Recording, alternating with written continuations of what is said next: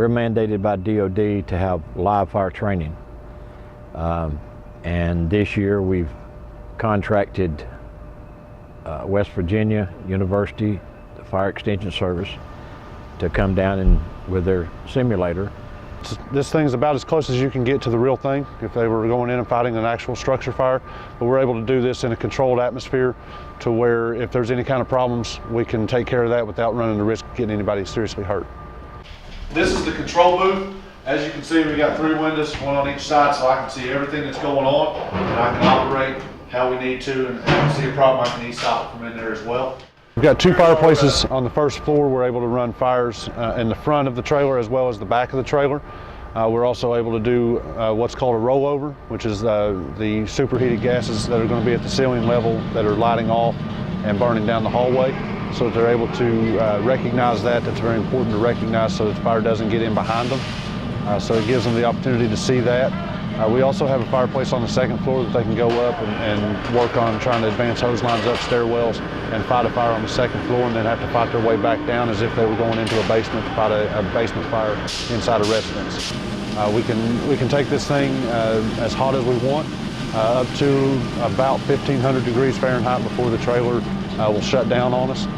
So we can expose them to an extreme amount of heat like they would face in an actual structure fire. We're burning propane as opposed to wood products or whatever you might find in your house. So the fire is going to be a little bit different, but overall, this is about as close as you can get to an actual working structure fire in a residence. The fire is just as hot, and the fire is going to react the same way.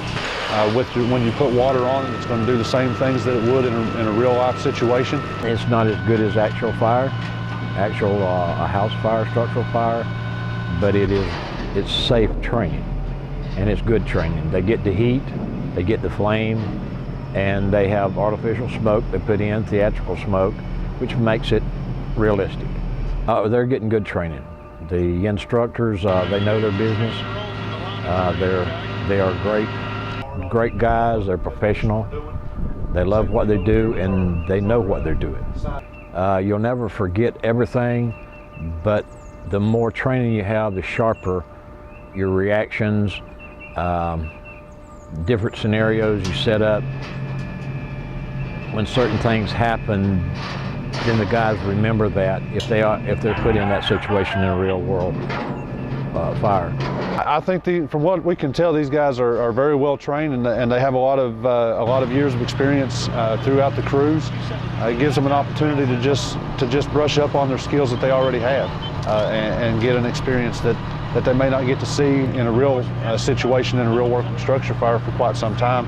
In my opinion, this is where we're going to make the most impact on firefighter safety, is doing these type of trainings to teach and make sure people are doing things the right way so that they don't get themselves into trouble in a real life situation where there is no room for error. Oh, they enjoy it. I mean, that's a bad thing to say, but firefighters love fire.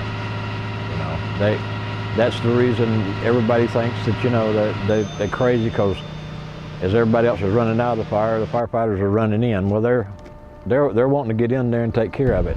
It's a natural reaction for a firefighter. Most firefighters cannot tell you why they enjoy the job, why they made it a career.